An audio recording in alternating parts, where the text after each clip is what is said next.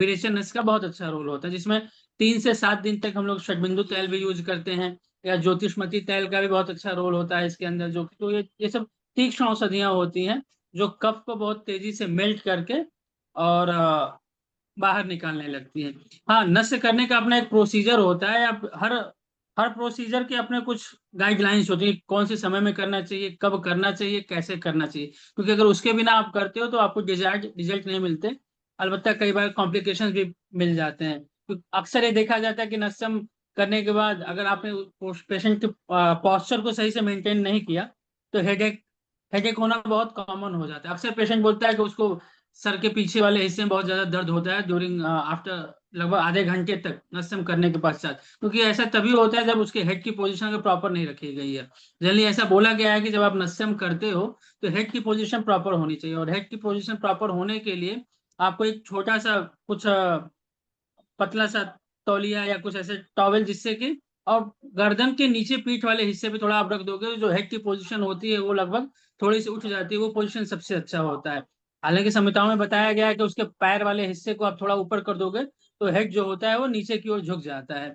तो वैसे कंडीशन में आपको नस्यम करना चाहिए, क्योंकि वो पॉस्चर जो है बहुत इंपॉर्टेंट होता है।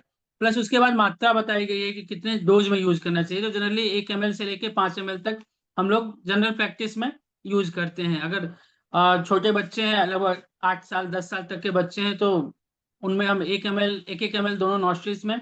और हमेशा जो बोला गया कि ड्रॉप बाय ड्रॉप नहीं यूज करने का, आप उसको धारा के रूप में यूज करो। तो जो भी जितने भी क्वांटिटी में आपको लेना है, वो ऑयल को आप किसी गोकर्णा में ले लो। जनरली एक दीपक की तरीके का एक इंस्ट्रूमेंट होता है, वो उसको गोकर्णा बोलते हैं। उस गोकर्णा में और 2 गोकर्णा में आप उसको ले लो। पेशेंट का अनस्यम करने से पहले थोड़ा सा फेस का एक स्टीम देने का, स्टीम इनहेलेशन कराने के बाद जो स्रोतस जो होते हैं, जो भी आपके साइनसेज होते हैं, थोड़े ओपन हो जाते हैं। उसके बाद नस्यम की जो मेडिसिन आपने डिसाइड की है पेशेंट के डिजीज के हिसाब से, पेशेंट की कंडीशन के हिसाब से, वो सब आप यूज कर सकते हो। जनरली जो मैंने बताया कि अगर साइनस वाले केसेस में हम लोग generally most of the cases षटबिंदु या ज्योतिषमती तेल का यूज करते हैं। और दूसरा औपीडना से जो फ्रेश आपके तुलसी के पत्ते होते हैं, उनके जूस को निकाल के साथ में थोड़ी काली मिर्च और थोड़ा सा अदरक के साथ सेंधव नमक और मधु, इन चारों का मिक्सचर बना के लगभग 2-2 ml दोनों नॉस्ट्रिल्स में यूज करते हैं। इससे क्या होता है कि और करने के बाद और करने की इसकी एक विधि होती है कि दो जो भी आप जितना भी अमाउंट आपको लेना है उसको आपको 3 बार में नॉस्ट्रिल्स में डालना है।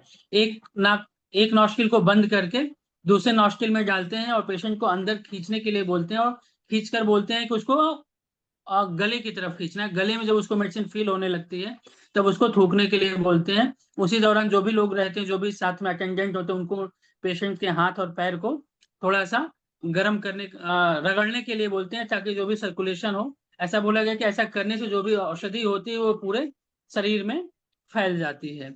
उसके बाद नस्यम हो जाने के बाद पेशेंट को लेटे ही रहना है 4 से 5 मिनट तक, और लेट कर ही उसको स्पिट करते रहना है जब तक पूरी औषधि निकल नहीं जाती है उसके उससे। औषधि के साथ साथ कफ जो भी जमा हुआ कफ रहेगा। अगर सीवियर साइनोसाइटिस के पेशेंट्स को आप देखोगे तो बहुत ही डिफरेंट कलर के, बहुत ही स्मेली कफ स्प्यूटम जो है बाहर निकलता है उसमें। ये करने के बाद पेशेंट को धूमपान कराते हैं। धूमपान के लिए हरिद्राजी वर्ती बन जाती है, वसाजी वर्ती मिलती है, या आप बना भी सकते हो वर्ती बनाकर। और दोनों नाकों से ही इसका धूमपान कराते हैं। धूमपान कराने के बाद कवल और गंडूस कराते हैं। और ये सब थेरेपी करने से पहले हम पेशेंट को तलम भी करते हैं। और तलम के लिए उसका एक अलग प्रोसीजर होता है। वो सब प्रोसीजर जो होते हैं, वो ये सब चीजें ऐसे यूआरटी के केसेज में हम लोग एडवाइस करते हैं, लेकिन एक्यूट केसेज में नहीं करते हैं, इस चीज का ध्यान रखने का। लेकिन इसका सबसे अच्छा बेनिफिट जो होता है लॉन्ग टर्म में और प्रिवेंटिव एस्पेक्ट में बहुत ही अच्छा होता है। प्रिवेंटिव एस्पेक्ट में जिन पेशेंट को बार बार रिकरेंट कफ कोल्ड होते रहते हैं, उन पेशेंट पर अगर इन सभी चीजों का आप यूज करते हो तो उनके क्योंकि जो भी एक्यूमुलेटेड कफ रहता है, जो भी अंदर साइनसेज में जमा हुआ कफ रहता है, वो धीरे धीरे निकल जाता है, मेल्ट होकर निकल जाता है। तो इन्फेक्शन होने की जो रिकरेंस के जो चांसेस होते हैं वो बहुत ही डिलेड हो जाते हैं बट डिले हो जाते हैं, क्योंकि ये सब। और दूसरी चीज जो डॉक्टर साहब ने बताया कि संक्षेपता क्रिया योगो निदानम परिवर्जन, मतलब निदान परिवर्जन बहुत ही आवश्यक है। अगर पेशेंट को आप प्रिकॉशन लेने की बोले, स्पेशली मास्क का प्रयोग अगर आप बोल देते हो तो आप आधी समस्या उसकी ऐसे ही हल कर देते हो। तो अपने प्रैक्टिस में आप पेशेंट्स को इनकरेज करिए कि वो मास्क का प्रयोग जरूर करें, क्योंकि आजकल जो पोल्यूशन है वो अपने एक्सट्रीम लेवल पे चल रहा है। तो स्पेशली आप इस तरीके के जो प्रिकॉशन लेते हैं उनसे आप अपने पेशेंट्स को बचा सकते हो। एक और थेरेपी हम लोग करते हैं, लेपम करते हैं जनरली, रासनादी चूर्ण को